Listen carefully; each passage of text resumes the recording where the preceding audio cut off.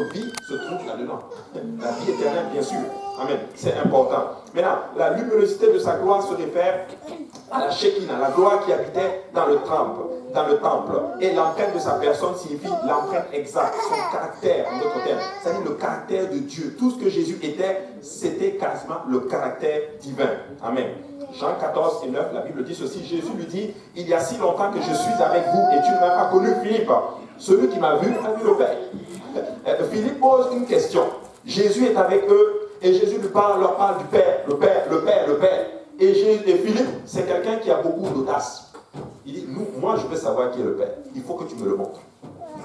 Jésus dit, mais moi je suis avec vous depuis longtemps. Tu ne m'as pas connu. Le mot connu ici est puissant ici, là. C'est, en fait, depuis le temps qu'on est ensemble, tu n'as pas encore eu la révélation que je suis le Père. Tu sais, tu peux être chrétien pendant longtemps et ne pas avoir la révélation de qui est Dieu dans ta vie. Tu ne m'as pas connu, Philippe. Celui qui m'a vu là, il a vu le Père. C'était tellement clair et simple. Et là, il commence à parler. Il dit ceci, celui qui m'a connu, m'a vu, a vu le Père. Donc nous ne devons pas être confus que Jésus, c'est notre Père éternel. C'est tout simplement le Père éternel qui est venu en chair. Tout simplement. Ton papa a quitté les cieux, a mis toute sa gloire de côté pour venir te voir. C'est ça que ça veut dire.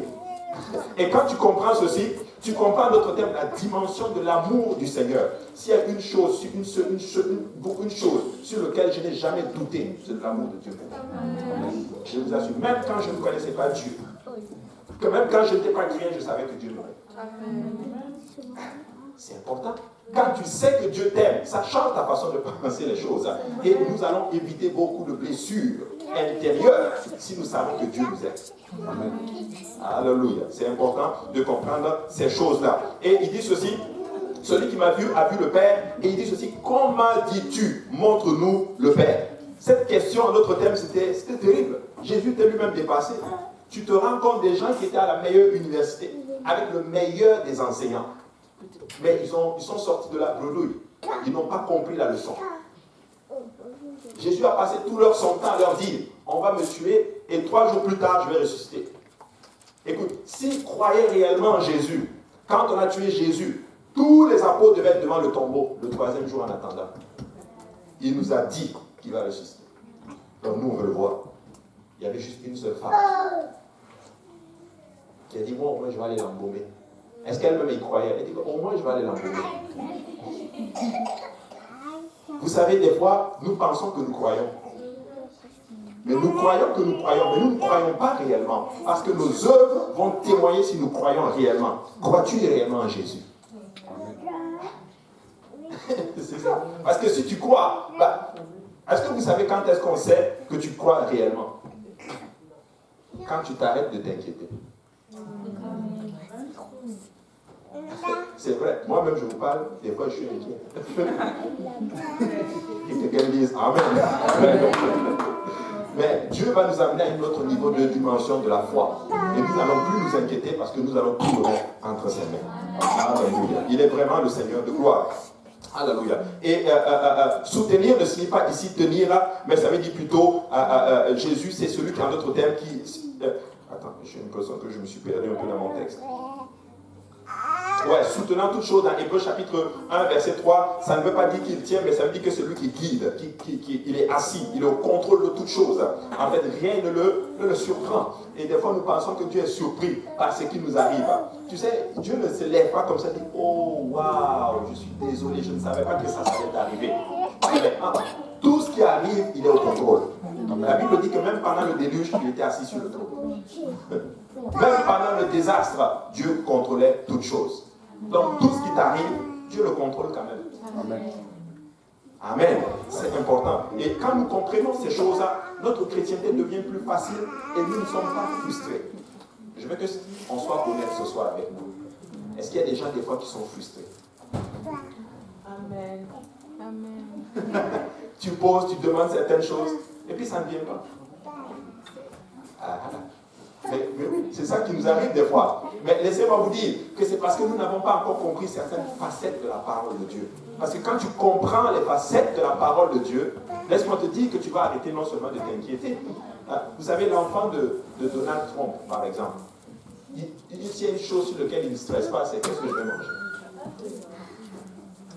Qu'est-ce que je vais porter comme vêtement? Il ne s'inquiète même pas de son avenir. Parce qu'il connaît la puissance de son Père. Mais notre Père est plus puissant que Donald Trump. Amen. Mais pourquoi on s'inquiète? Quelqu'un peut dire, Seigneur, aide-moi. Alléluia. Donc c'est important. Exode chapitre 15, verset 6 dit ceci: ta droite, ô Éternel, a signalé sa force. Ta droite, ô Éternel, a écrasé l'ennemi. Et dans Hébreux 1,4, je veux mettre les deux versets ensemble. Il dit: devenu d'autant supérieur aux anges qu'il a hérité du nom le plus excellent, d'un nom plus excellent que le leur. Exode chapitre 15, verset 6 nous dit: ta droite, ô Éternel, a signalé sa force. Maintenant, quand tu prends Hébreux chapitre 1, verset 3, la Bible dit qu'il s'est assis à la droite de la majesté divine. Certaines personnes prennent ce passage et disent: ah bah tu vois, vous dites que Jésus est vraiment Dieu manifesté dans la chair, il n'y a pas le Père distinct, mais on dit qu'il s'est assis à la droite. Ce n'est pas une droite physique, ce n'est pas que le Père est ici et Jésus est allé s'asseoir à droite de lui. Non, ce n'est pas ça. La droite, ce que nous comprenons d'après Exode chapitre 15, la droite signifie la puissance et la force de Dieu. Amen. Donc quand on dit que Jésus s'est assis à la droite de la majesté divine, Jésus était dans toute sa gloire, dans toute sa force et dans toute sa puissance. Donc ce que nous devons comprendre, ceux qui vont utiliser les versets: ah mais on a dit Étienne a vu le Seigneur à la droite de Dieu. Non, Jésus était dans toute sa puissance. Quand tu prends le passage en anglais, tu comprends que la seule entité que Étienne a vue lorsqu'on le lapidait, c'était Jésus seul, littéralement. Et la Bible dit qu'il était en train d'appeler Dieu, disant: Seigneur Jésus. Donc Jésus, c'est le Dieu tout-puissant manifesté dans la chair. Donc il n'y a pas le Père ici, le Fils ici et le Saint-Esprit là. Non, il y a juste un seul Dieu qui est notre Père. Et comme il a tout créé, nous l'appelons le Père. Mais physiquement, il est esprit. Jean 4, 24 dit: Dieu est esprit. Et moralement, il est saint. Voici pourquoi nous l'appelons le Saint-Esprit. Et comme Dieu nous aimait, notre Père nous aimait, notre Père qui est saint, qui est esprit nous aimait, il s'est fait chair et il est venu sur la terre et il a porté le nom de Jésus. Donc, il n'y a pas trois personnes, mais il y a juste un seul Dieu qui s'est manifesté en plusieurs rôles. Amen. Donc, il n'y a pas trois dieux. Il y a juste un seul Dieu. Voici pourquoi la Trinité, ce n'est pas un concept biblique. Amen. Il y a juste un seul Dieu qui s'est manifesté dans la chair pour la rédemption de sa créature. Amen. Alléluia. Amen. Nous devons comprendre ces choses-là. Alléluia. Maintenant, à Hébreux 1,4 dit ceci: d'autant devenu supérieur aux anges qu'il a hérité d'un nom plus excellent que le leur. Qu'est-ce qu'il est en train de dire ici? Il est en train de parler de son rôle humain. Parce que quand Dieu s'est fait chair, qu'il est venu sur la terre, il était aussi humain. Il était Dieu, mais il était aussi humain. Et l'humain a été créé à un niveau plus bas, en d'autres termes, que les anges. Voici pourquoi il dit, Hébreux 1,4 explique que dans sa nature humaine, il dit ceci: devenu d'autant supérieur aux anges qu'il a de vérité d'un nom plus excellent que le leur. En d'autres termes, nous sommes créés, en d'autres termes, en dessous des anges, mais Jésus, quand il a créé, en d'autres termes, avec la mission qu'il a faite, le fait qu'il est allé à la croix, il est devenu supérieur, en d'autres termes, aux anges. Amen. Comment je sais qu'on est inférieur aux anges? Dans Psaume 8, je pense. Psaume 8, il dit: tu nous as créé de peu inférieur aux anges. Même au Psaume 8, s'il vous plaît. Et nous allons voir ça. Est-ce que c'est Psaume 8?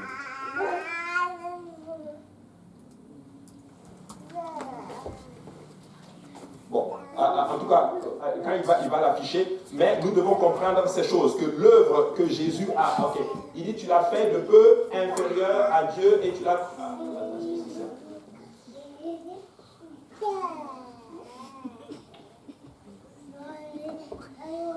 Donne-moi le verset, commence au verset 1. Verset 2. Que ton nom est magnifique, verset 3.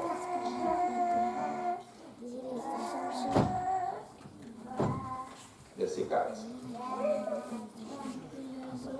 Et là, il dit Dieu, ok, laissez-moi trouver, je vais vous retrouver. Je pense qu'il y a un passage qui parle de ça, mais en tout cas, je vais recreuser là-dessus. Mais comprenez juste que c'est l'œuvre à la croix de Jésus, en d'autres termes, il est devenu un autre terme supérieur, en d'autres termes, et la Bible dit qu'il a hérité d'un nom plus excellent, en d'autres termes, que le leur, en d'autres termes, parce que le nom de Jésus est le nom qui est au-dessus de tout nom. Amen.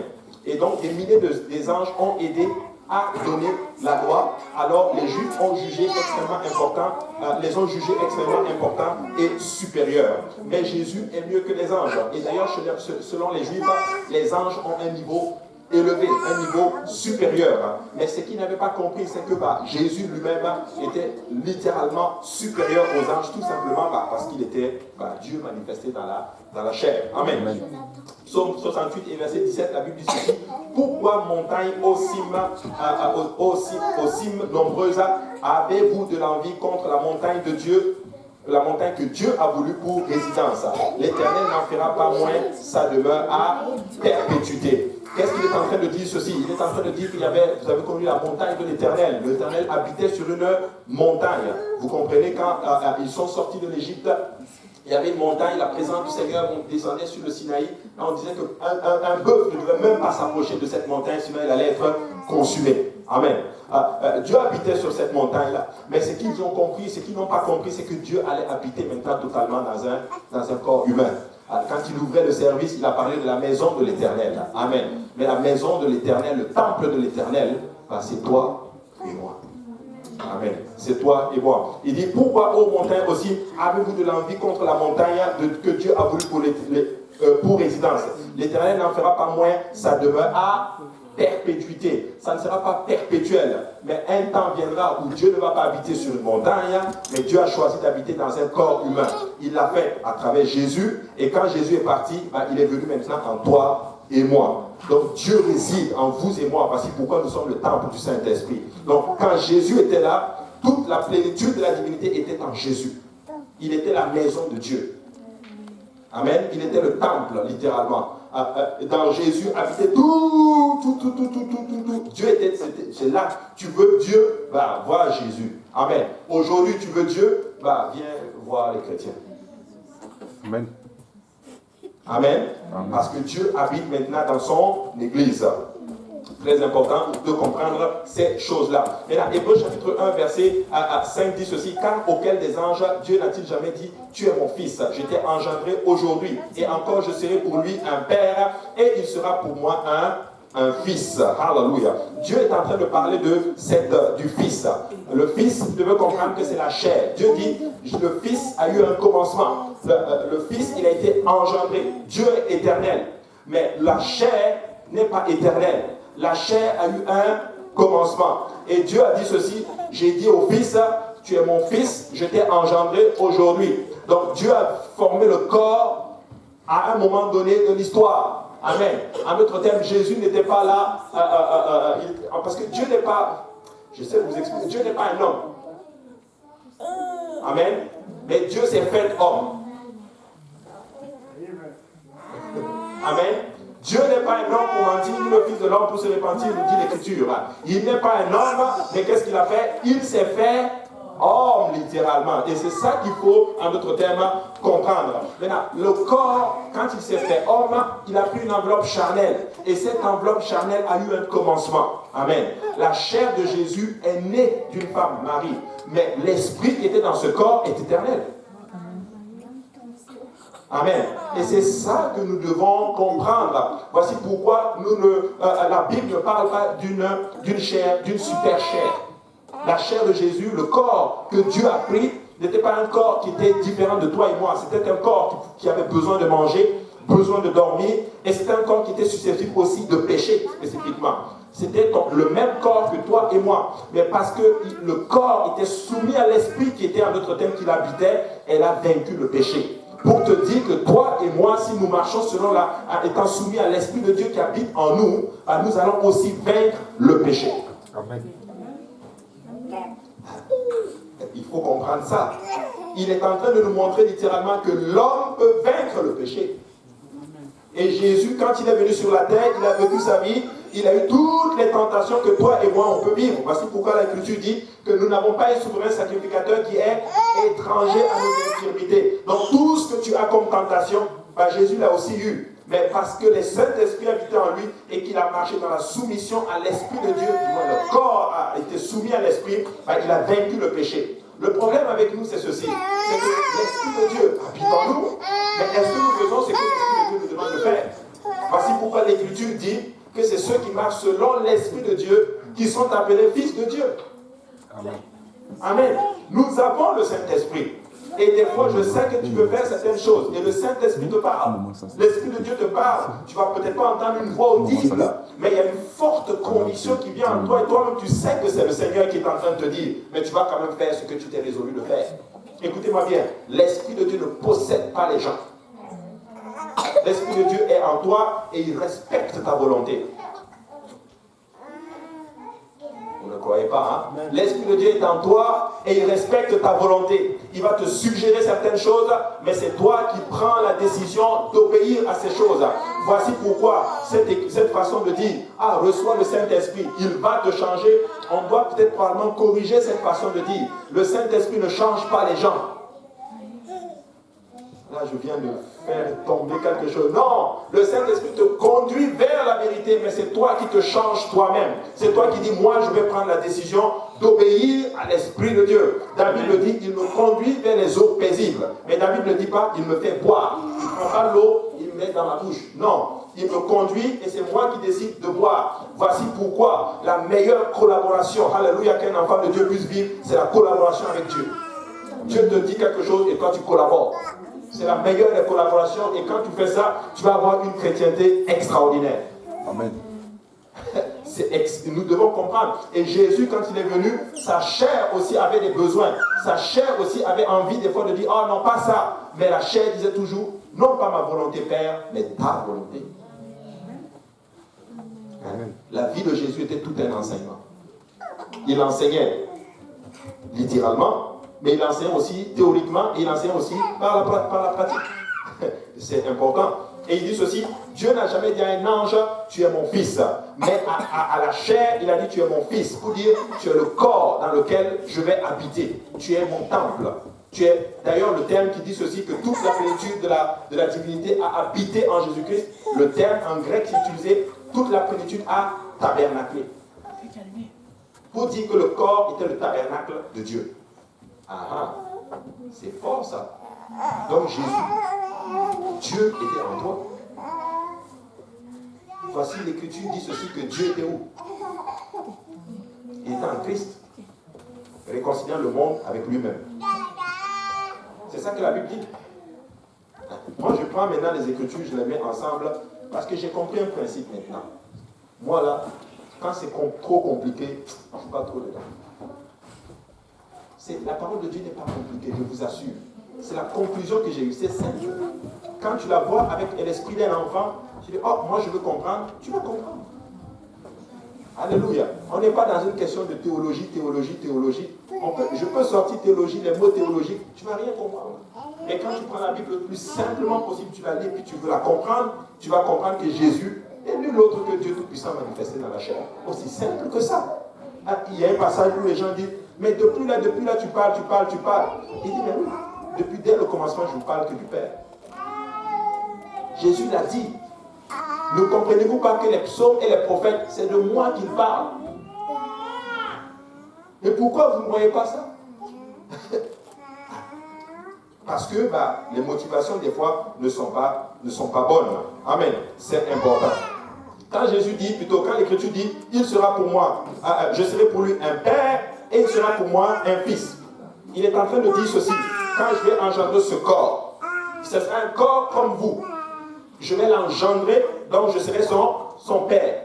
Mais il sera pour moi un fils. Pour dire ceci, ce chair va marcher selon ma volonté, il sera un fils. Amen. Donc ça veut dire que si tu ne marches pas selon l'Esprit de Dieu, on ne peut pas t'appeler fils ou fille. Il est en train de dire spécifiquement que la seule qualité où nous pouvons nous lever fièrement et dire nous sommes des enfants de Dieu, c'est parce que nous marchons selon l'obéissance à l'Esprit de Dieu qui habite en nous. Nous marchons selon l'obéissance à Dieu. Donc si tu ne marches pas selon la parole de Dieu, est-ce qu'on peut dire que tu es enfant de Dieu? C'est important. C'est très important. Alléluia. C'est vraiment, nous devons comprendre ces choses-là. Nous devons des fois nous poser les questions, est-ce que nous sommes réellement des enfants de Dieu?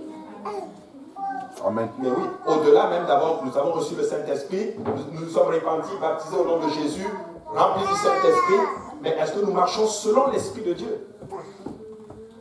Amen. C'est important.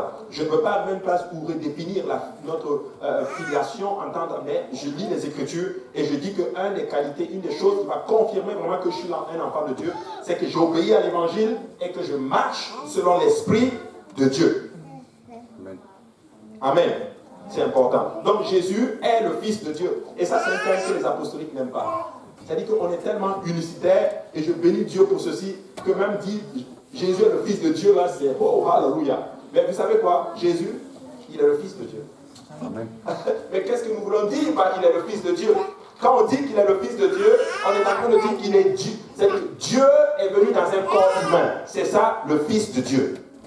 Quand les Juifs disent le Fils, les Juifs sont en train de dire que Dieu a fait un corps et il est venu dedans.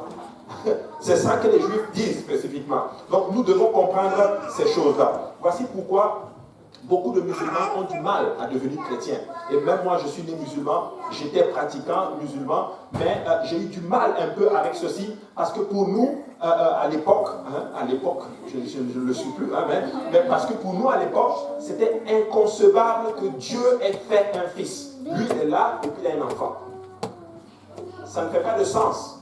Mais oui, c'est vrai, ça ne fait pas de sens. Mais aujourd'hui, je comprends en fait que quand on dit le Fils de Dieu, c'est pas que Dieu est resté là et il a fait un enfant et puis lui, il est resté. Non, non, non. Dieu lui-même est venu. Il est venu. C'est ça, le Fils de Dieu, pour montrer sa nature humaine. Amen. Très important. Regardez, au verset Hébreux 1, 7 dit ceci. De plus, il dit les anges, celui qui fait de ses anges des vents et de ses serviteurs une flamme de feu. Alléluia. Et au verset 8, mais il a dit au Fils, ton trône, ô Dieu, est éternel. Le sceptre de ton règne est un sceptre d'équité. Il dit au Fils, ton règne, ton trône, ô Dieu. Maintenant, c'est une terminologie et je peux comprendre que pour vous, ça ne fait pas de sens.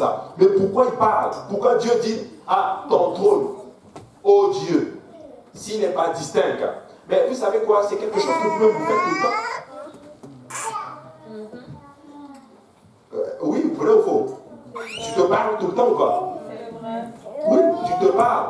Des fois, tu peux être en train de faire un exercice, tu dis, voyons voir, qu'est-ce qu'on peut faire aujourd'hui? Tu sais, et cette terminologie, ce que vous devez comprendre aussi, c'est ceci.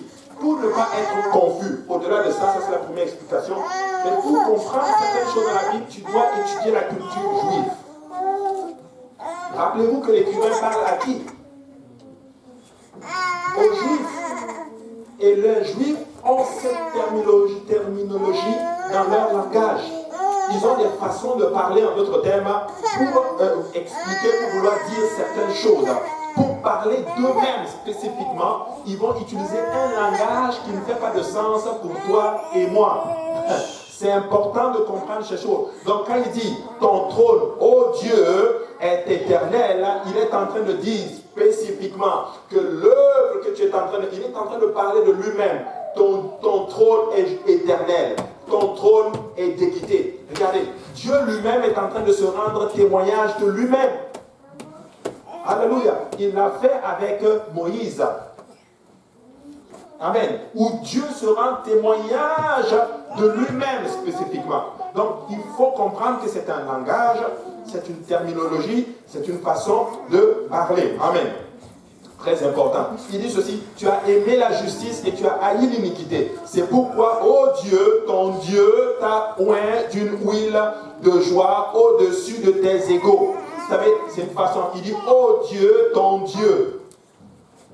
Alléluia. Est-ce que Dieu peut avoir un Dieu? Non. Non. Donc vous comprenez que c'est une façon de parler. C'est comme, j'expliquais ça, quand tu prends, Jésus dit ceci, oh, moi je m'en vais vous préparer une place dans la maison de mon Père. afin que là où je sois, bah, vous aussi vous y soyez.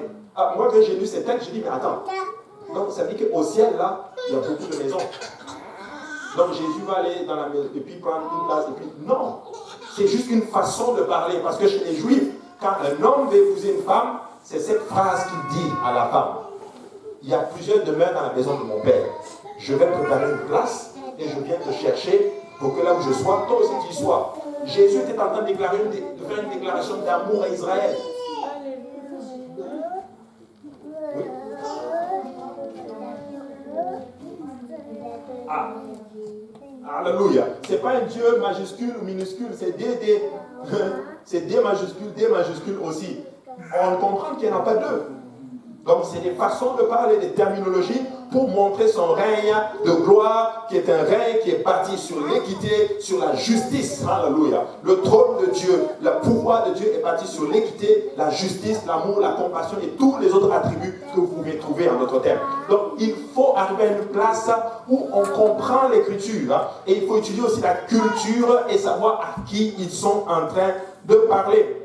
Alléluia. Il dit, tu as aimé la justice, tu as haï l'iniquité, c'est pourquoi ton Dieu c'est pourquoi, ô Dieu, ton Dieu t'a oint d'une huile de joie au-dessus de tes égaux. Donc Jésus est Dieu sur le trône et Jésus est oint.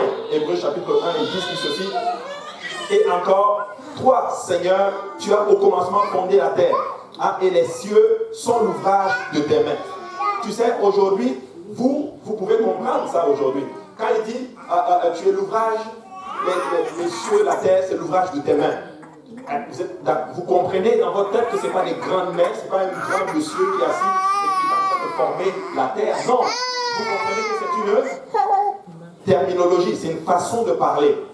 On essaie de personnifier Dieu pour mieux comprendre, parce que la pensée humaine ne peut pas saisir Dieu. Donc on va utiliser certains termes humains pour montrer l'œuvre créateur de Dieu. Créatrice de Dieu. Donc, quand il dit tu les as fait avec tes mains, non, c'est pas que Dieu a des mains, des grosses mains, non, c'est pour montrer que Dieu a fait toutes ces choses-là, il a créé, il est l'auteur de toutes ces choses-là. Amen. Il dit ceci, ils périront, verset 11, mais tu subsistes.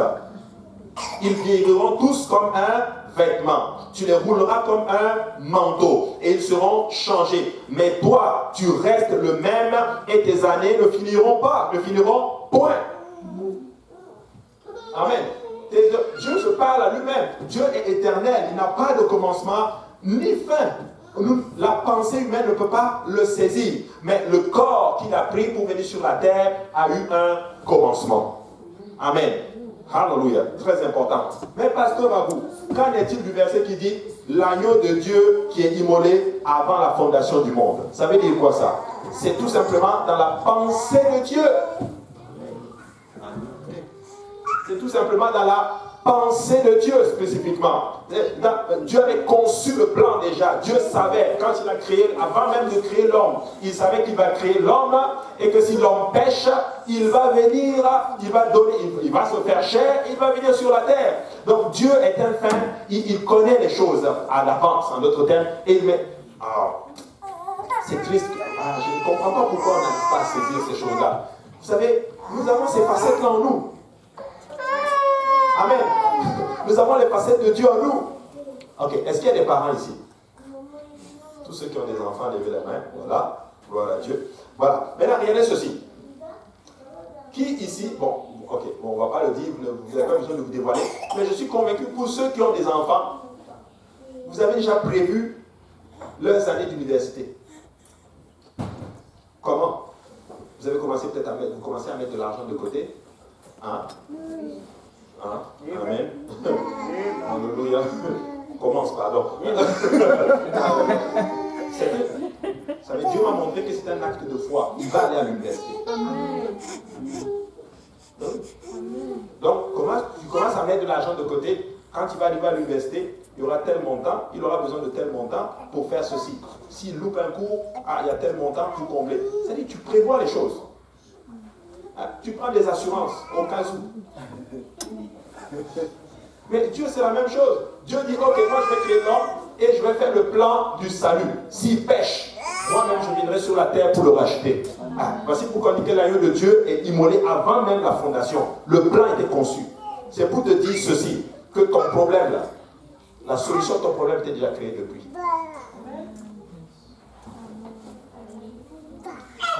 Et c'est ça.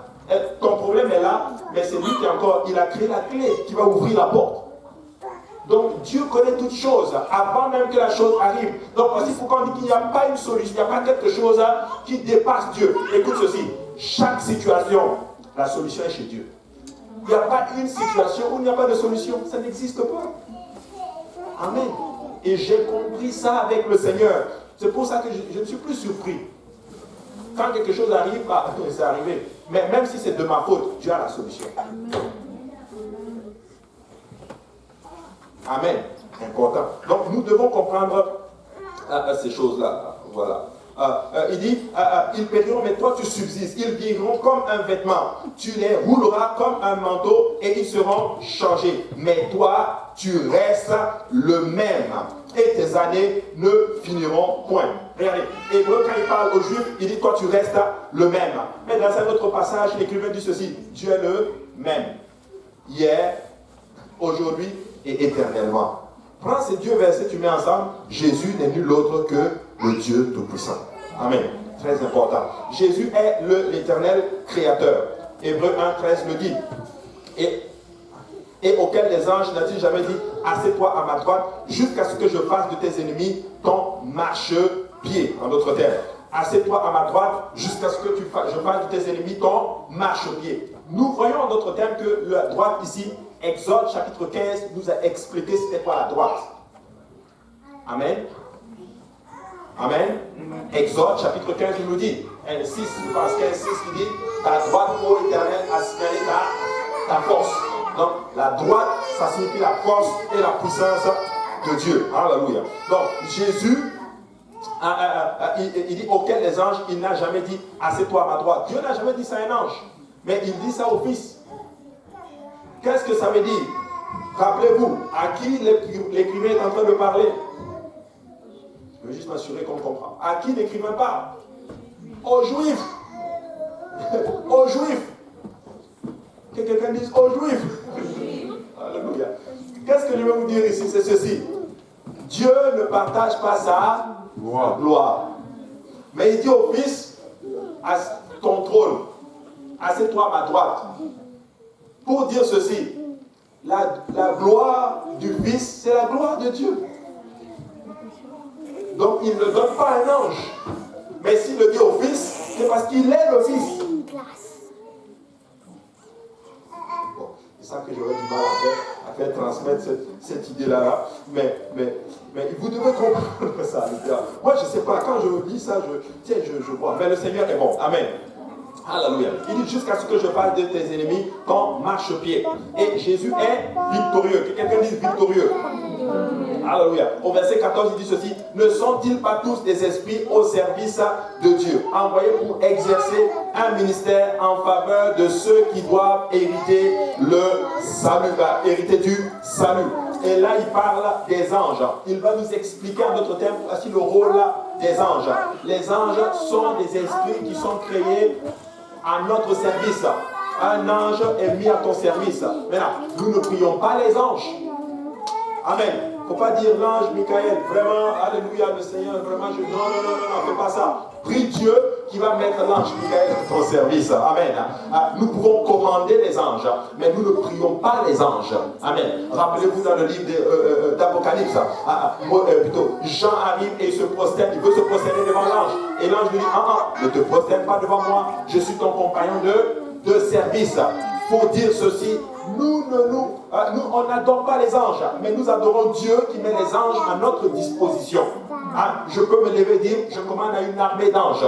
Je commence à l'ange de l'Éternel d'aller dans mon pays, alléluia, au Burkina Faso et d'arrêter tous ces tueries. Nous pouvons faire ça. Amen. Mais nous n'allons pas prier les anges. On ne va pas aller se mettre à genoux et dire, oh l'ange, c'est rentré ici, c'est sorti ici. Non. Tu pries Dieu et Dieu va te débloquer, il va mettre un ange sur ton chemin.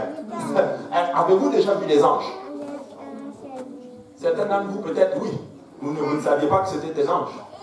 Parce qu'il peut prendre la forme d'un être humain. Alléluia. Mais laissez-moi vous dire qu'il y a des anges qui agissent spécifiquement.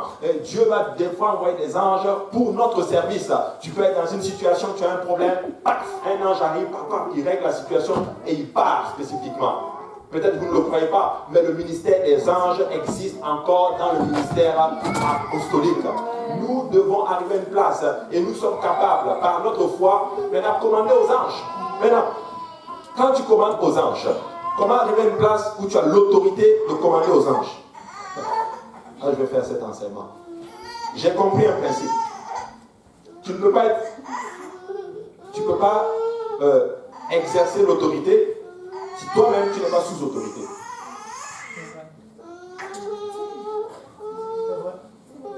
Ça, c'est la vérité. Si tu n'es pas, parce que l'autorité, elle t'est donnée par quelqu'un qui a le pouvoir. Amen. Un ministre, il a l'autorité sur son ministère. Mais c'est le président qui a eu le pouvoir qui lui donne l'autorité. Mais Dieu, c'est lui qui nous donne, c'est lui qui a tout le pouvoir. Et c'est lui qui te donne l'autorité d'exercer, en d'autres termes, d'exercer un commandement sur les anges. Maintenant, si toi tu n'es pas sous autorité, comment l'ange va t'obéir? Si toi tu ne marches pas dans la soumission, tu vas commander aux anges, l'ange va se retourner et me dire, mais toi-même tu ne respectes pas les gens, pourquoi moi je vais te respecter? Voici pourquoi c'est important de marcher dans la soumission à Dieu. Amen. De marcher dans la soumission à Dieu et dans toute autre autorité. Marche, écoutez-moi bien, tu peux avoir une belle Ferrari qui est puissante, mais vraiment puissante. Tu marches, tu roules, tu es en infraction. Si moi, pasteur Abou, je sors, je fais stop, il peut me rouler dessus. Mais si le policier sort, il fait stop, mon ami, il s'arrête. Parce que le policier a l'autorité qui lui a été conférée par le gouvernement. Vous et moi aujourd'hui, avons-nous l'autorité du Seigneur Jésus d'exercer la puissance, de commander aux démons de partir? Beaucoup sont puissants ici, mais ils n'ont aucune autorité. Parce que la puissance, ce n'est pas l'autorité. Tu peux être puissant, tu peux être ouais, mais tu n'as aucune autorité. L'autorité s'obtient lorsque tu marches dans la soumission. Donc nous devons comprendre ces choses. Ainsi, quand tu te lèves, au nom de Jésus-Christ, je t'ordonne de partir. Satan, il part. C'est ça. C'est ça. Amen. Et oui. Et si, par exemple, la Bible parle de ceci, c'est pour ça qu'il dit que la femme doit garder la marque de l'autorité dont elle dépend. Ce n'est pas forcément garder les longs cheveux. Ça l'est. Mais si tu gardes les longs cheveux et que tu ne respectes pas l'autorité que Dieu a mise sur toi, par exemple ton mari, tu vas dire au démon de partir, tu vas dire, je le fais. Je ne pars pas. Que quelqu'un dise Amen. Amen. Nous devons comprendre ça. Moi j'ai compris ça. Des fois, quand je me soumets, ce n'est pas que je suis forcément d'accord. La soumission, ce n'est pas qu'on est d'accord. C'est quand on n'est même pas d'accord qu'on voit la soumission. C'est ça. Mais si tu ne peux pas la lâcher, me regarde, mais oui. La soumission, c'est quand on te dit de faire quelque chose, toi tu n'es pas d'accord, mais tu dis je le fais quand même. Amen. Des fois, je vous dis, je me soumets parce que j'ai besoin d'autorité. Parce que je dois vaincre certains ennemis de mon âme. Donc, le fait souvent de se révéler, ce n'est pas contre la personne ou contre Dieu. Non, c'est contre toi-même. Parce que tu n'as plus l'autorité. Tu es puissant, mais aucune autorité. Voici pourquoi je te chasse au nom de Jésus que Paul prêche. Et le monde dit, mais moi, Paul, moi je connais. Jésus, je le connais. Mais toi, tu es qui? On l'a fouetté jusqu'à il est parti nu. Yes. C'est dans la Bible. Beaucoup de chrétiens disent au nom de Jésus, au nom de Jésus, au nom de Jésus. Rien. Un simple monsieur arrive, une simple dame arrive. Au nom de Jésus. Le démon parle. Ce n'est pas une question de crier, c'est une question d'autorité. Amen.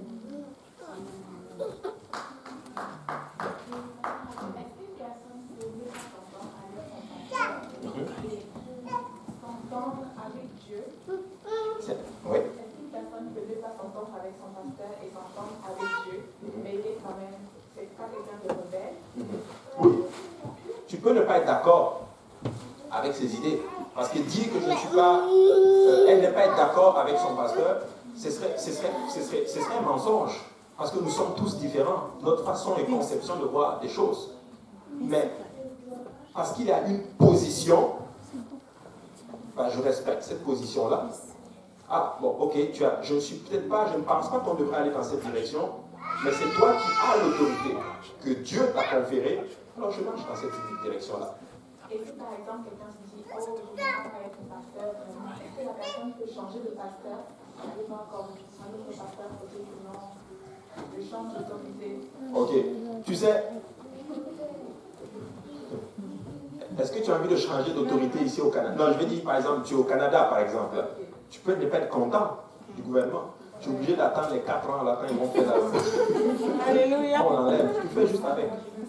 Maintenant, je ne suis pas non plus en train de donner des licences aux dirigeants. De dire, ah, ok, Dieu t'a mis à une position, frappe les gens, blesse les gens, respecte pas les gens. Non, non, non, non, non, non. C'est quelque chose à double sens. On doit, que tu sois dirigeant, tu dois respecter les gens. Tu n'as pas le droit de blesser les gens. Tu dois les respecter, leur vie privée. Tu ne dois pas, en d'autres termes, entrer dans leur vie privée. Tu dois faire attention. Mais ne pas être d'accord, c'est pas ça qui te donne c'est pas ça qui te donne le droit de changer de direction ou d'autorité. C'est Dieu qui va le faire. Amen. Si par exemple ton pasteur vient, ou quelqu'un vient, il dit, oh, il t'insulte, je ne respecte pas ta vie privée, je te méprise, je te bats, je te tape, je te gifle. Maman, tu vas voir son pasteur. Tu montes à un autre niveau de dirigeant.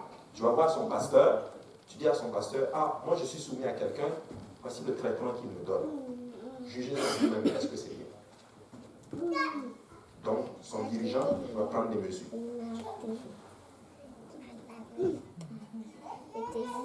Aussi simple que cela. Tu as le droit. Tu as le droit d'aller voir Pasteur Kaozi en ce qui me concerne. Si je ne fais pas bien, tu vas dire, Pasteur Abou a fait ça. Ah, bon. Pasteur Kaozi va me convaincre au bureau. Mais moi j'aime bien quand c'est fait que moi-même je suis là, voilà, toi-même tu es là, et puis... Comme ça, au moins je suis là aussi pour dire ma version. Hein? Donc, c'est ça.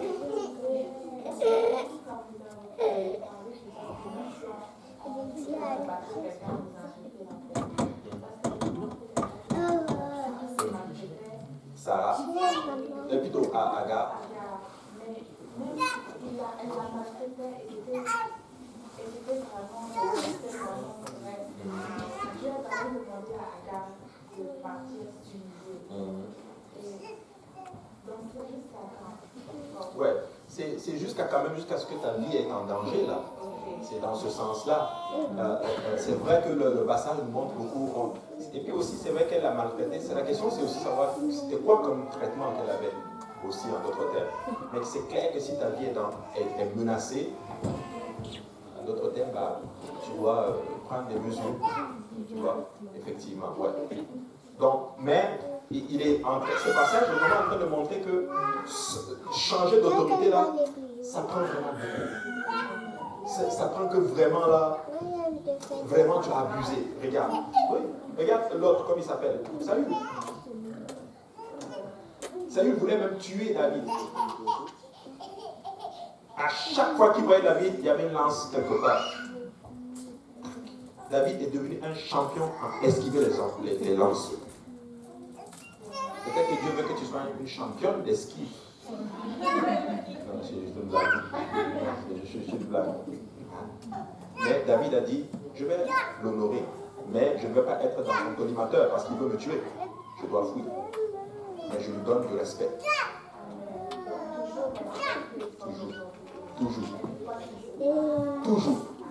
Toujours. Même l'autorité des hommes, moi j'ai compris ça. Je vous assure, là, ici, en passant, juste si la police vous arrête, ne discute pas. Fais ce qu'il te dit de faire. C'est vrai. Il a le droit, quand tu t'élèves et de même de sortir de ta voiture, il a le droit de tirer sur toi. Mais oui. Oui. J'ai déjà fait ça une fois. Tirer? Non, pas tirer. Il n'a pas tiré sur moi. C'est juste qu'il m'a arrêté. Et comme je n'ai pas l'habitude qu'on m'arrête, je n'ai pas l'habitude. Et sur le coup, quand il s'est arrêté, il restait dans la voiture, je pensais qu'il voulait que je vienne le voir. Ah, moi je suis sorti. Ah, monsieur, reste là-bas,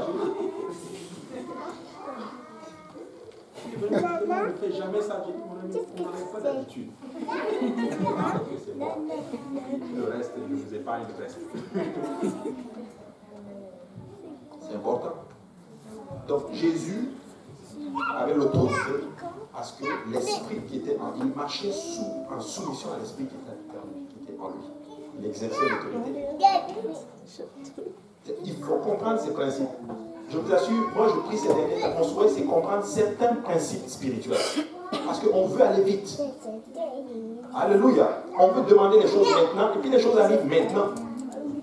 C'est ça. Écoutez, le mot d'ordre d'un enfant de Dieu, c'est l'obéissance. Amen. C'est vrai. C'est pour ça que j'ai compris un principe. Ça ne sert plus à rien de se battre. Les gens ne te respectent pas, c'est pas un problème. C'est vraiment pas un problème. Mais chacun va se tenir devant Dieu. Chacun a ses batailles. Chacun a son combat spirituel. Mais toi, entre toi et moi, le spirituel nous connaît. On sait qui respecte. On sait qui ne respecte pas.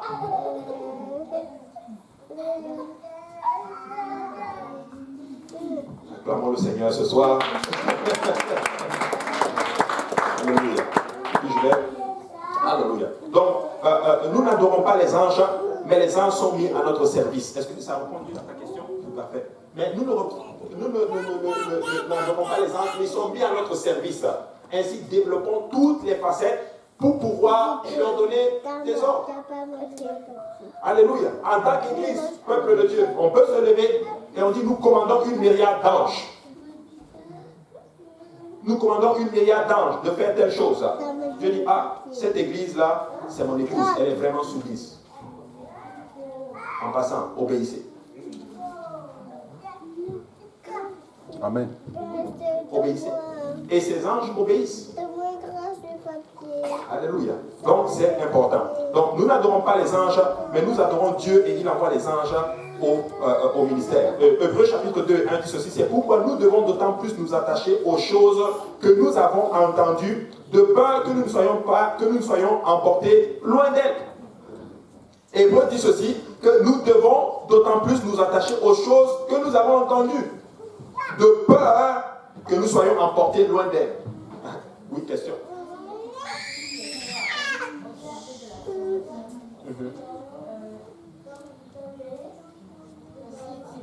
Quand on se soumet, pour avoir l'autorité, il faut se soumettre à l'esprit de Dieu et aussi il faut se soumettre à l'autorité. Mais au moment d'autorité, il y a beaucoup d'autorité dans nos vies. Moi, il y a une autorité qui c'est moi, mon mari, ma mère, mon pasteur, tout ça. Mais si mon pasteur, c'est celui qui est soumis à l'esprit de Dieu. Si les deux autres autorités ne sont pas soumises à Dieu, à ce moment que la soumission, il devient quelque chose que même toi, tu commences à te demander, est-ce que je me soumets ou j'ai toujours rien compris? Parce que la façon que je vois la soumission que j'ai compris, c'est dans la Bible, en fait, ça devient comme un outil pour te manipuler. À ce moment, est-ce qu'on se soumet à l'esprit de Dieu, on dit, mais voilà, on fait quoi? C'est une très belle question. Et je prie que le Seigneur m'aide à te répondre. Ah, mais tu sais, oui. En lien avec son oui, bien sûr. Oui, oui. C'est ça, parce que je voulais... Pasteur.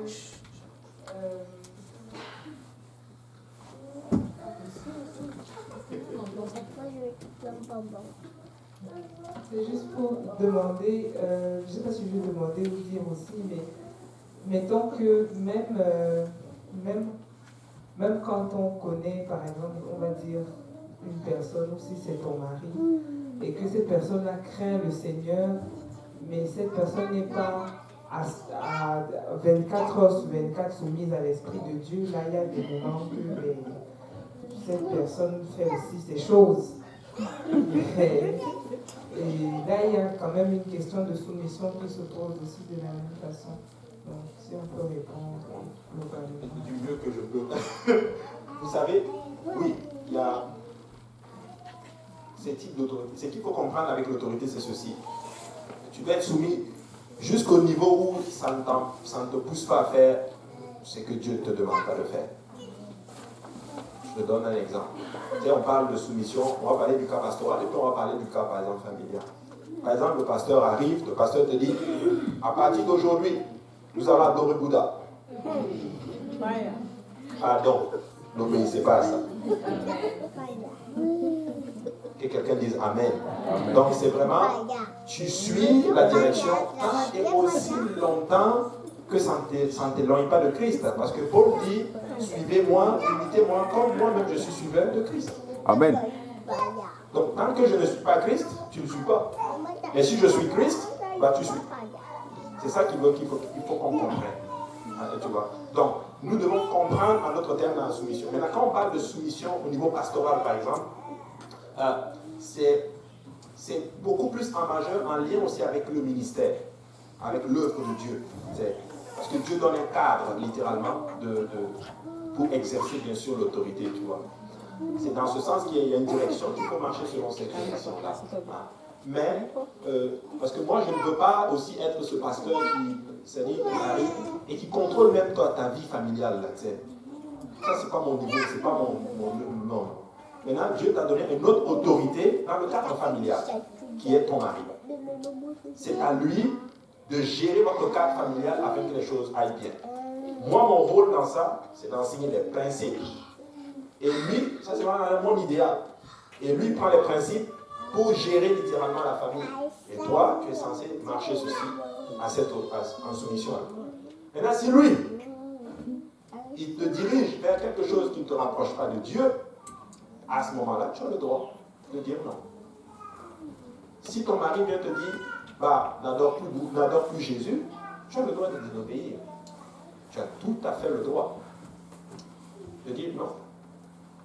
On va servir le Seigneur. Mais si ton mari, il sert Dieu, et qu'il dit, on va faire ceci, nous allons aller dans la maison du Seigneur, tu dois obéir. Donc, c'est l'autorité non plus, parce que c'est quelque chose de double sens. C'est vrai que des fois, quand on parle, on a l'impression, on dit toujours, les gens doivent être soumis, doivent être soumis. Mais les dirigeants aussi ont un rôle à jouer. Il faut vraiment bien marcher aussi selon Dieu, pour entendre Dieu, et pour bien diriger. Donc, la soumission, ça va juste à ce niveau-là. Donc, il n'est pas 24 heures sur 24 sous l'esprit, mais quelque part, c'est pour ça que ceux qui suivent ne doivent pas être débornés. Moi, je suis là, je ne cherche à rien savoir, je n'étudie pas la parole de Dieu. On m'a dit soumission, tout ce qu'il dit, j'accepte. Non. Non.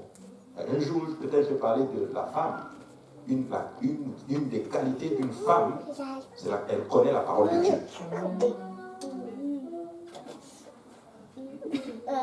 C'est ça ou c'est pas ça? Et oui, elle connaît Dieu. Elle connaît Dieu et elle peut. Et la soumission ne veut pas dire, ok, c'est que mon mari dit tout ce que je dis. Non.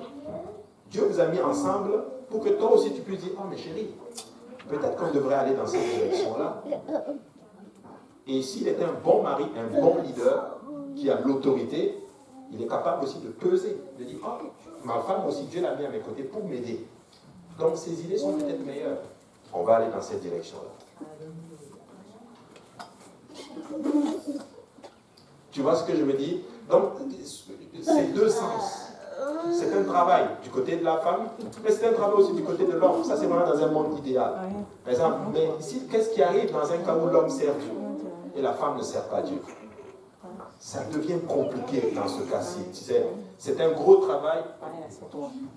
C'est un gros travail qu'il faut faire. Qu'est-ce qui arrive si, par exemple, le mari ne sert pas Dieu et la femme sert Dieu? Toi, tu veux donner ta dîme. Lui dit non. Ça, c'est compliqué. Moi, j'ai jamais été dans ça. Je ne peux même pas être dans ça. C'est hyper compliqué. Toi, tu veux venir à l'église, lui dis non. Tu vas amener les enfants, il te dit non. On fait quoi dans cette situation-là? Tu vois? Et là, à ce moment-là, tu dois vraiment peser le pour et le contre. Il faut marcher, il faut le respecter. Il faut faire du mieux que tu peux, le respecter. Parce qu'en développant un bon comportement, tu vas pouvoir aussi le gagner à Dieu. Mais c'est beaucoup de sagesse. Beaucoup de sagesse. Tu sais, je ne pourrais même pas te dire fais comme ça, parce que des fois c'est du cas par cas. Ouais. Exactement. Dans certains cas, tu pèses le pour et le contre. Quand c'est des choses, certaines choses familiales et qu'il a le... Tu suis. Tiens, je te donne un exemple. La Bible dit que c'est la soumission, mais il y a des hommes qui ne savent même pas gérer l'argent. Il peut utiliser cette parole, dire oh, mais moi, Dieu a dit c'est moi le chef, c'est moi qui dirige. Et il ruine la famille. La soumission, là, ça ne veut pas dire, ou du moins l'autorité ne veut pas dire que c'est toi qui fais tout. Non. Un des signes qui montre que tu as de l'autorité, c'est de savoir déléguer. Et que moi, je n'ai pas les compétences dans ce domaine, je délègue. Je garde toujours mon autorité. À ce moment-là, voilà, ce qui peut se débarrasser de ses responsabilités. Mais là, dans ce cas-là, il délègue. Il dit, oh, moi je vois, c'est toi qui gères mieux l'argent, tu deviens la ministre des Finances. Mais moi, je laisse le président.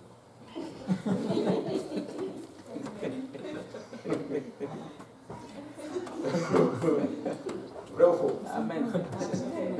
Un bon dirigeant, c'est quelqu'un qui reconnaît aussi ses fautes. Donc, c'est à toi, dans ces cas-là, ajuste le pour et le contre. Et quand tu développes le respect, la soumission, la tendance, la douceur, toutes ces choses, tu vas finir par le gagner, dit la parole. Donc, c'est du cas par cas. C'est vraiment du cas par cas. Tu vois? S'il arrive à un moment donné, par exemple, que je te donne un exemple. Supposons que tu veux donner ta dîme. Je donne un exemple. Juste un exemple. Ok? Et puis lui dit non. Ok, donc, tu as travaillé, toi tu veux obéir à Dieu. Si les finances, c'est lui qui le détient, tu n'as aucun choix. Tu restes juste à ton niveau. Et si Dieu te donne, tu vas pas. Tu vois? Donc, c'est vraiment du cas par cas. Je vais dire quelque chose. Peut-être que je me trompe. Si je me trompe, ce n'est pas grave. Parce que Kaosi va me convoquer au bureau et puis il va me corriger. Moi, je crois. Mais je vais vous dire ce que moi, je pense. Je crois, bien sûr, dans les voies du Seigneur. La voix de ton mari doit être plus forte que celle du pasteur dans ta vie. J'explique. Il y a certaines personnes, c'est comme si, c'est juste un exemple, c'est pas le cas, hein, c'est vraiment pas le cas, c'est juste un exemple, je l'apprends. C'est comme si je viens dire à maman Alice, chérie, on va faire ça. Elle dit, oh non, mais chérie, non, on va pas le faire, on va pas le faire. Je dis, ok. Mais le pasteur vient dire, fais ça. La même chose, hein. Elle se lève et puis elle fait.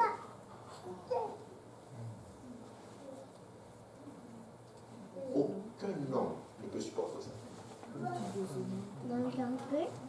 Que quelqu'un dise Amen. Ça veut dire que dès le moment que moi je suis venu te dire, on fait ça, on le fait. C'est dans les voies du Seigneur. Mais beaucoup de couples, c'est ça leur problème. C'est-à-dire qu'on met le pasteur là où lui-même il ne veut même pas être. Hein? C'est pour ça que des fois tu vas aller voir le pasteur va te dire qu'est-ce que ta femme dit? Ou qu'est-ce que ton mari dit? Donc, il faut comprendre ces choses-là. Donc c'est du cas par cas, jusqu'au moment, est-ce que ça t'amène dans le Seigneur ou pas? Il faut ajuster le pour et contre. C'est pour ça qu'il faut prier, il faut chercher la face de Dieu, il faut connaître la parole de Dieu. Amen. Ça répond un peu à ta question. Ta question est vraiment très difficile. Je vais te demander, puis je vais te dire. C'est bon? Oui? Moi, le dirigeant ou bien que le mari et la femme donnent une direction. C'est ça. Ils donnent une direction. Sauf que bon, c'est pas nécessairement un point salutaire, mais peut-être que l'autre a des convictions personnelles qui vont à l'encontre de cette direction. À ce moment-là, qu'est-ce qui est sage? Ok. C'est sûr que quand c'est pas salutaire, c'est assez difficile quand même comme situation. Ça dépend c'est quoi aussi la chose. Je te donne un exemple. Imagine-toi, juste un exemple. Imagine-toi, tu vas acheter une voiture. Tu veux me voir, pasteur, moi je vais acheter une voiture. Moi je te dis, sœur Joanna, achète une Dodge. Parce que moi j'aime Dodge. Moi j'aime les Dodge. Mais toi tu n'aimes pas ça. Tu as le droit d'aller t'acheter une Honda. Tu as le droit. Après s'il y a un problème, c'est toi. Parce que c'est pas moi qui veux payer la chose. Tu vois? Donc, est-ce que ça veut dire qu'il y a eu un manque de soumission? non. Ça, c'est juste un conseil, une suggestion. Tu vois? Mais si, par exemple, dans le ministère, je te dis, sœur Joanna, je veux pas, par exemple, aujourd'hui, par exemple, je veux pas que tu... C'est juste un exemple, hein, je veux pas que tu chantes. Là, tu arrives, tu montes sur le pupitre, là, c'est l'insoumission. Amen. Mais quand on dit soumission, ça ne veut pas dire que tout ce que le pasteur dit, c'est ça, c'est le mot d'ordre. Non. Dans le ministère, Dieu lui parle. En ce qui concerne le ministère, Dieu parle au pasteur, Dieu lui donne une direction, et on va dans cette direction-là, et on ne doit pas aller à l'encontre de ceci. Il donne un projet pour l'église de l'Est, par exemple, on va dans le sens de... Mais j'ai le droit quand même d'avoir mes points de vue sur d'autres choses. Par exemple, tu vas acheter, par exemple, je ne sais pas, je te donne, quoi, je ne sais pas, bon, tu as déjà ton condo, mais par exemple, toi, tu veux acheter un condo. Je peux te donner un conseil. Après, si tu ne suis pas, ça c'est un conseil de sage que quelqu'un d'autre peut te donner.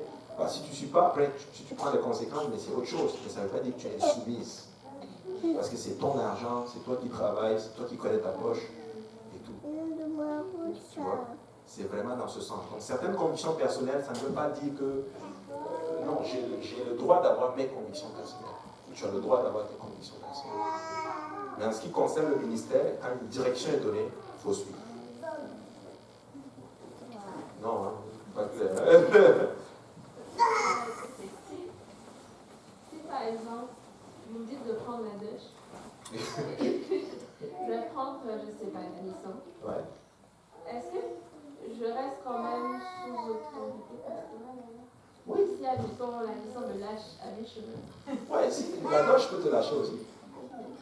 Moi, j'ai déjà conseillé à les gens de prendre telle chose, et puis ils l'ont pris, et puis ça a eu des problèmes après.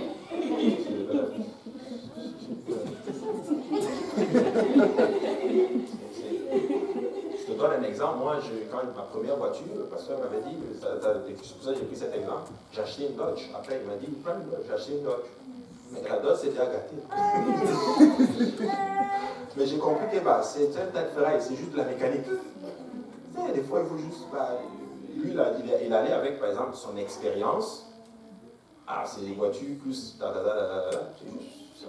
Mais tu as le droit aussi, quelque part, de faire ce que... Tu vois. Mais en ce qui concerne le ministère et toutes ces choses-là, on doit marcher dans la direction. Amen. Attends, il a levé avant toi, mais je vais te prendre ta question aussi. Vas-y, ça reprend un peu?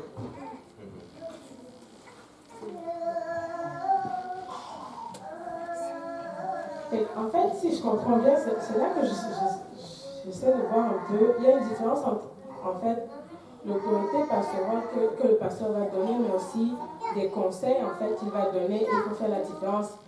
Comme, il peut donner un conseil par rapport à certaines situations, et tu peux le prendre ou pas, parce que tu as ta propre...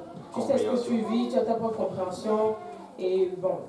tu sais les choix que tu vas faire, mais il y a vraiment ce côté-là où il te donne vraiment, regarde, fais telle chose, une direction claire. Exact. Donc, c'est vraiment deux choses que j'ai l'impression que parfois, on mélange et on fait la confusion. Donc, après, justement, quand quelque chose rate, on dit, oh, c'est parce que je n'ai pas obéi au pasteur, alors que c'était un conseil. Comme vous dites, c'était juste un tas de ferrailles, mais là, c'est comme, oh, je n'ai pas été soumis, c'est fini. Exactement. Et surtout, s'il te donne le conseil et que tu suis le conseil et que ça rate, tu mets tout sur sa tête. C'est vrai ou c'est pas vrai? Oui. C'est le pasteur qui m'a dit de faire ça. C'est ça. Mais c'est pas vrai. C'est pour ça que moi maintenant là, je fais attention. Il y a certaines choses je ne rentre plus dedans. Et toi, tu prends tes décisions parce que quand c'est le problème, il ne faut pas venir dire que c'est bon. Amen. Amen. Voilà, oui, la sœur t'a dit une question.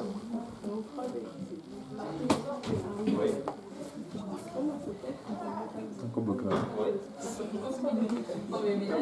Ah, il y a ça va dépendre de l'autorité. Donc. Ma question va dans le même sens que je pense que moi j'ai vraiment la confusion par rapport à ça.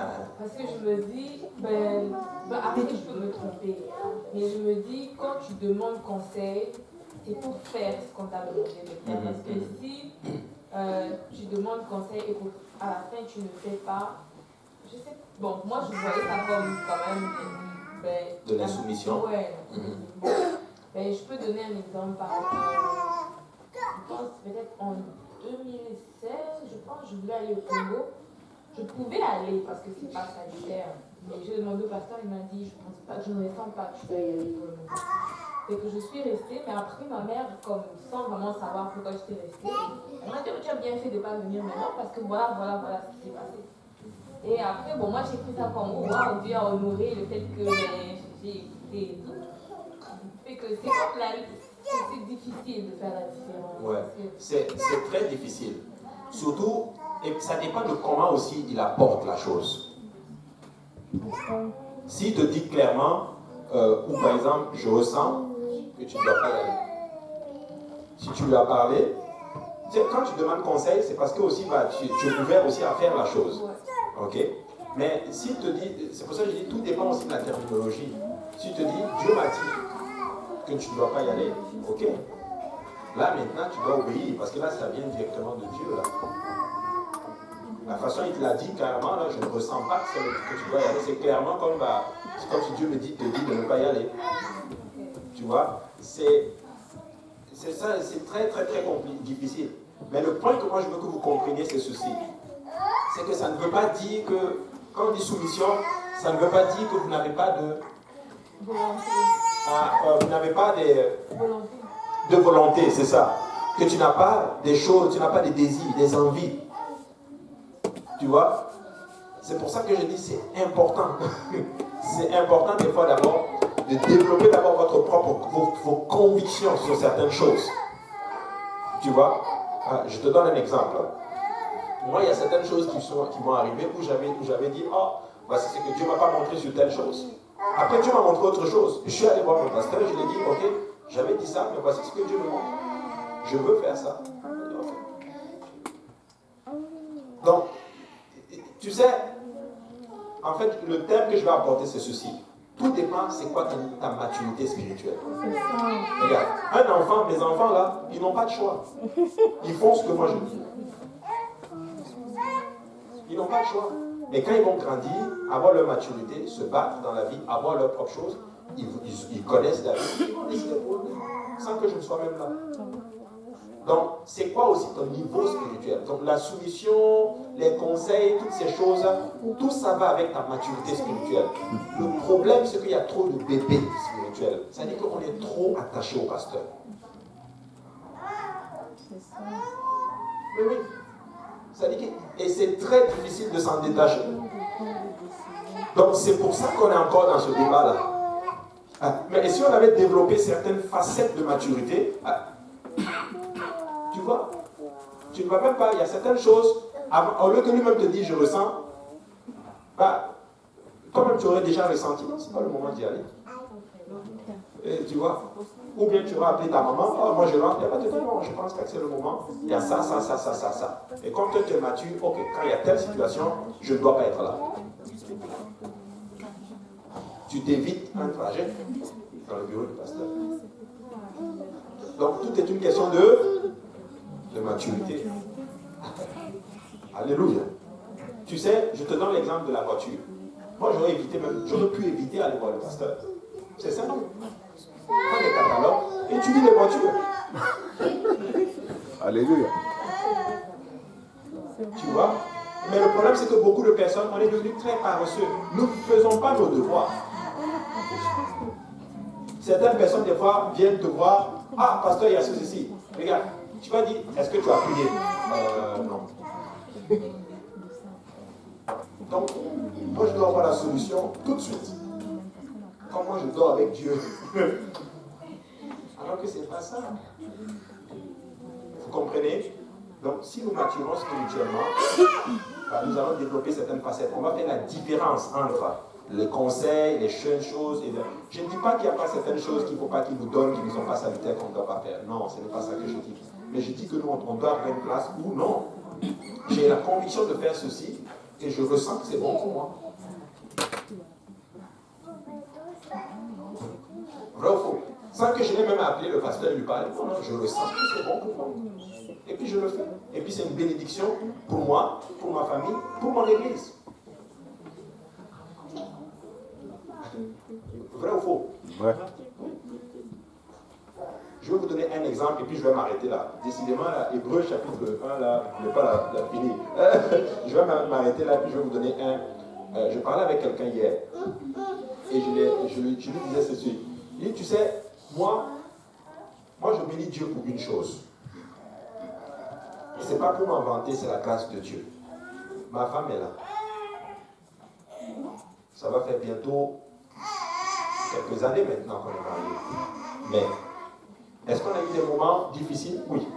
Est-ce qu'on a eu des moments de mésentente? Oui. Dans tout couple.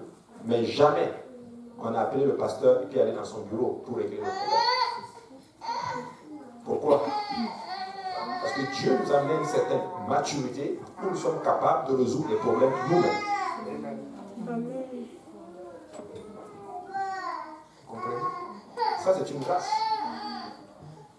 Mais si toi, tu es encore bébé spirituel, dès qu'il y a un problème, le pasteur doit mettre sa bouche là-dedans. Tu es obligé d'exercer l'autorité de quelqu'un d'autre pour résoudre un problème. Alors que tu as déjà une autorité. Il y a quelqu'un qui dit Amen. Il y a quelqu'un qui dit Amen. Donc, voici le nœud du problème. Le nœud du problème, c'est la maturité spirituelle. Amen. Amen. Très important. Oui, frère Patrick. J'avais une question par rapport au malaise que le saint peut ressentir. Comme le malaise que le saint peut ressentir du fait qu'il ne parle pas voir le pasteur. Son pasteur par rapport à quelque chose. Des fois, on peut faire 1 mois, 2 mois comme ça. On deal avec des choses spirituellement.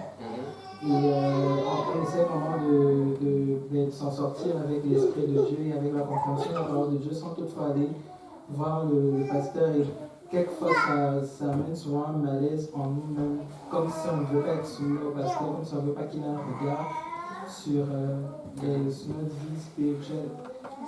C'est un peu comme pour travailler la maturité, mais comment est-ce qu'on fait pour peut-être avoir une distance avec ce malaise-là et que le pasteur quand même ressent qu'il peut toujours avoir un regard sur la vie du saint, même si celui-ci ne vient pas le voir à chaque fois dès qu'il a un problème ou une quelconque situation.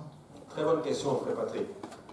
Ce que tu dois ressentir, c'est ceci. Tout est basé aussi sur l'attitude et le comportement que tu as. Tu sais, il y a souvent ce qu'on appelle les langages subliminaux. Il y a des messages que tu donnes souvent sans ouvrir la bouche. Des langages corporels. Tu peux dire à quelqu'un, tu n'as pas le droit de me parler sans ouvrir la bouche. Vrai ou faux? On peut utiliser ce type. Et beaucoup d'entre nous, on est des spécialistes de ce langage-là. Tu vois. Mais tu peux développer une certaine facette de maturité où tu ne parles pas de certaines choses. Tu fais tes choses très bien. Mais ton attitude montre que non, il a un droit de regard sur ta vie. Donc tout est une question de comment tu approches les choses, l'attitude et tout. Ça va avec, des fois avec les rapports. Ah, il y a quelque chose, tu lui donnes un rapport. Voici où j'en suis, pasteur. Ok. Il y a certaines personnes, quand ils m'envoient un texte pour me dire je ne suis pas là, je ne pourrais pas être là, je leur fais confiance. Je n'ai même pas besoin de leur dire où tu es. Tu vois? Parce que j'ai vu la maturité qu'il y a en eux. Hein, tu vois? Donc le malaise ne doit pas être aussi à ton niveau. Parce que si tu fais bien les choses, tu n'as pas besoin. Moi, à mon travail, par exemple, ma directrice me dit ceci. Tant que tu fais bien, tu peux être sûr d'une chose, je ne suis pas sur ton dos. Parce que personne n'aimerait avoir toujours quelqu'un sur son dos. Sur son dos. Ah, fais ça pour vérifier, est-ce que tu fais bien? Est-ce que tu ne fais pas bien? Est-ce que tu fais bien? Est-ce que tu ne fais pas bien? Personne ne veut ça. Tu vois? Donc, c'est une question d'attitude. Si tu ne veux pas ressentir ce malaise-là, marche honnêtement, donne des fois des rapports, sois là, sois régulier, que ses yeux te voient et tout. Ce qu'il enseigne, tu le mets en pratique. Ce qu'il prêche là, tu mets ça en pratique. Ah, il voit que non, il a un regard sur toi. Tu vois. Et puis ça ne veut pas, pour les choses spirituelles, oui, tu dois lui en parler. Tu as des attaques spirituelles, tu as des problèmes, tu as certaines situations spirituelles qui t'arrivent. C'est bon qu'il le sache. Il y a certaines choses qu'il doit savoir. Mais il y a certaines choses qu'il n'est pas obligé de savoir. Moi, quand je suis arrivé ici, je te donne un exemple. Mes parents étaient au courant de certaines choses. Aujourd'hui, un peu moins. Parce que je suis devenu grand. Je suis grand, j'ai une famille, je prends soin d'une famille et des enfants. Je n'ai plus besoin de leur demander leur avis sur certaines choses. Et il y a certaines choses, j'ai besoin de leur avis. C'est la même chose dans le monde spirituel. Quand je suis venu à Dieu, avec le pasteur aussi, c'était la même chose. Il y a certaines choses, je demandais son avis. Aujourd'hui, un peu moins. Ça fait qu'aujourd'hui, quand je l'appelle, quand je dis pasteur, je veux te voir sur telle chose. Il me dit, oh, bon, qu'est-ce qu'il y a encore? Il me dit, non, mais je sais que tout va bien. Parce que quand je l'appelle, c'est vraiment parce qu'il y a un cas, là, ça me dépasse vraiment. Les autres choses, je les règle moi-même. Tu comprends? Donc, c'est une question d'attitude. Certaines personnes, ils vont arriver, ils vont faire certaines choses, ou bien ce que tu dis, ils font le contraire. Ils sont constamment en train de te dire, tu n'as pas le droit de parler dans ma vie. Tu vois ce que je veux dire? Donc, c'est un peu ça. Mais si on développe les bonnes attitudes, Dieu va beaucoup nous aider. Nous allons être autonomes. Nous allons grandir spirituellement. Nous allons être des guerriers spirituels là. Et ce dont le pasteur veut nous dire, Dieu va nous le montrer directement. Tu vois, non? Dieu va nous le montrer directement. Et c'est à ce niveau-là que moi j'aspire à ce que vous arriviez tous. Tu vois? Certaines personnes, des fois, viennent me dire, oh, mais pasteur, moi je veux faire ça. Est-ce que je peux faire ça? Une fois, moi je reviens, je dis, moi je ne veux pas arriver jusqu'à là, te dire, si je dois même te dire ce que tu dois manger, je deviens gourou. Et moi, je n'ai pas envie d'être un gourou. Moi, je veux juste un pasteur. Je veux être un prédicateur de la parole du Seigneur. Amen. Tu comprends? Donc, c'est un peu, c'est une question d'attitude. Et si on grandit, on met en pratique les enseignements là, tu vas voir. Amen. Ça répond à la question? Gloire à Dieu. Alors, ce soir, nous allons nous arrêter là pour aujourd'hui. Nous sommes retournés encore dans la soumission.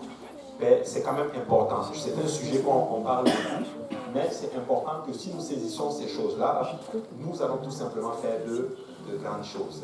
Amen. Amen. Est-ce que tu sais, lève-nous tous ensemble. Est-ce que tu sais qu'il y a certains domaines de la vie,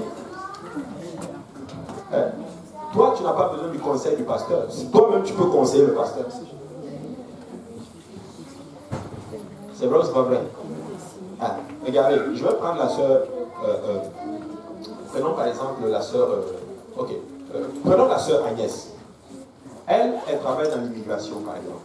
Elle maîtrise bien ces choses-là.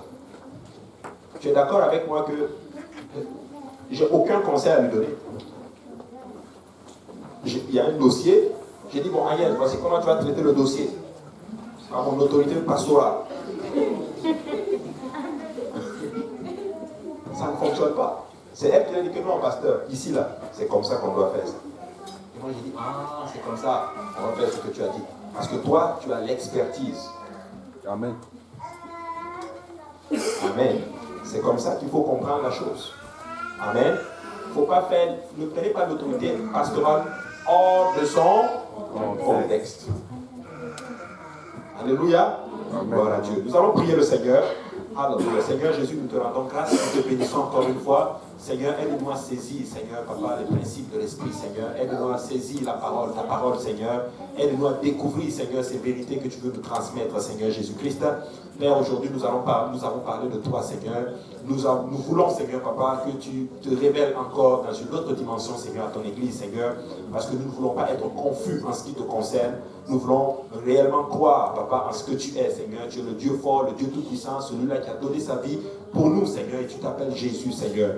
Aujourd'hui, nous avons aussi parlé de la soumission, Seigneur. Je veux que tu nous amènes, Seigneur, à marcher d'abord en soumission à ton esprit, à ta parole, Seigneur, à toi, Seigneur, et aussi, Seigneur, aux autorités, Seigneur, que tu as mis sur nous. Aide-nous, Seigneur, à grandir et à devenir des chrétiens matures, Seigneur. Alléluia. Car c'est ce à quoi nous aspirons. Nous voulons quitter le niveau des enfants et devenir, Seigneur, des fils et des filles, Seigneur.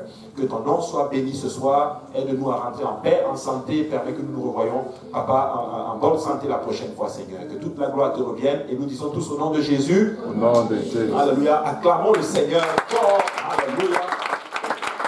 Pour son esprit qui travaille parmi nous. Amen. Alléluia. Et dis à ton voisin, nous allons grandir spirituellement. Vas-y, voilà. Alléluia. Amen. Saluez-vous les uns les autres. Amen.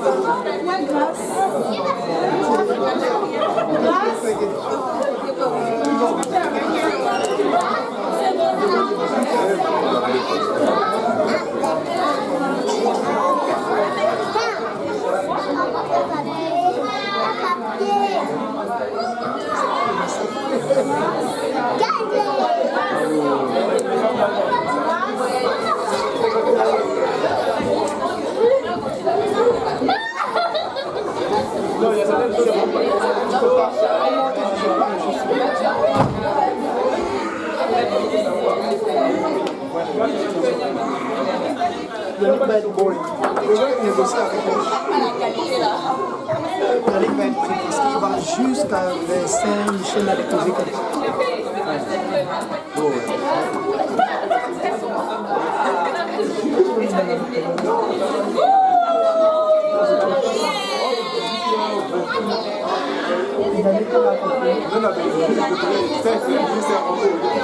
Organise le truc, il faut juste le truc.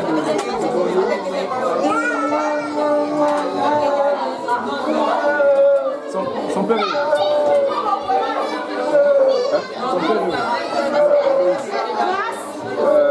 il est ici.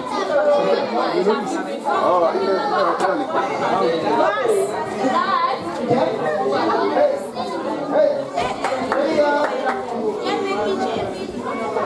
à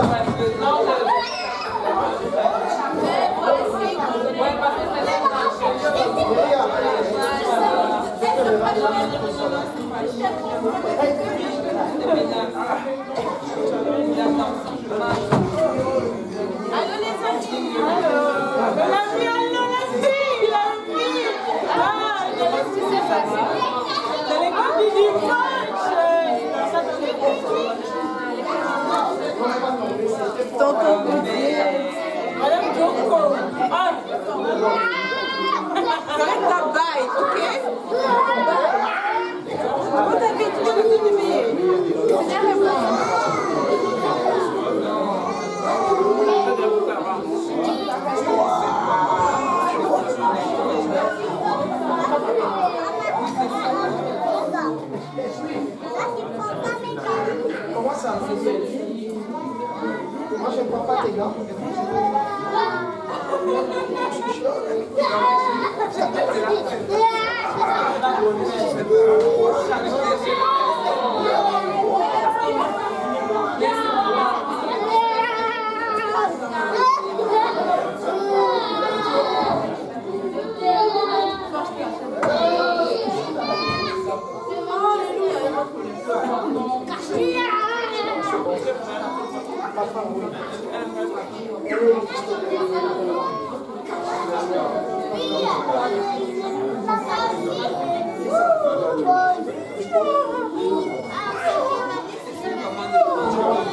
Viens la champion. Elle est bien avec moi. Tu as bien dormi? Toi qui l'as fini.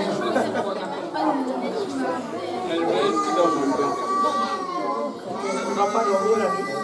Il n'aura pas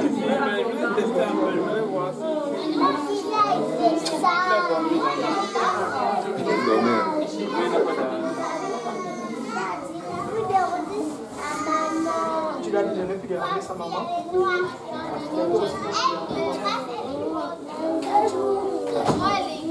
Oui, mais si tu lui dis, et puis toi-même tu ne fais pas, comment lui va faire? Il faut d'abord que toi-même tu le déranges.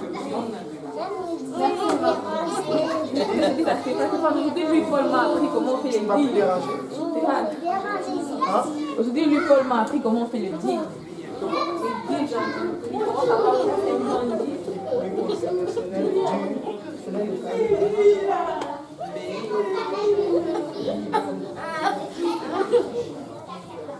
Quoi? Oh, Stéphane, c'est moi qui m'a fait mal. C'est mon coup de cœur. Désolé. Désolé.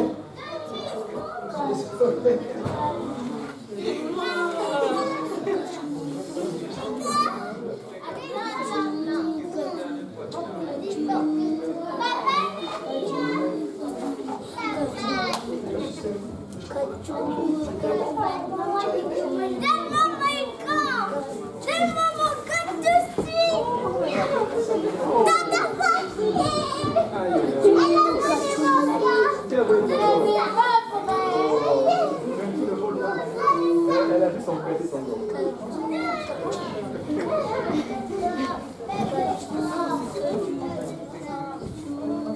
Toi, je suis pas Moi, j'ai posé la question. Il a dit très chaud la même. C'était ma chambre. Je suis à la 5e. Mais c'est possibilité. Maintenant, je le mets dans la voiture, non? D'abord, oui, Paul, regarde-moi. Oui, Paul. Un pouce. C'est au début, mais ça. Vous n'êtes pas fort là.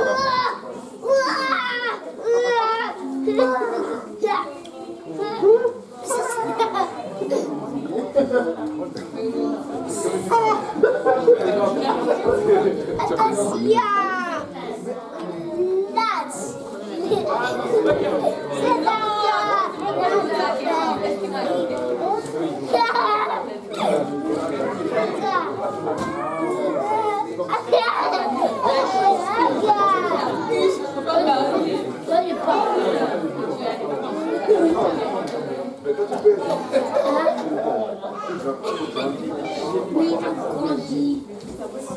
Cette personne n'a pas peur. Regarde, regarde. Parle-moi. Parle-moi. Laisse-toi. Laisse-toi. Regarde pas. Parle-moi. Laisse-toi. Regarde. Regarde.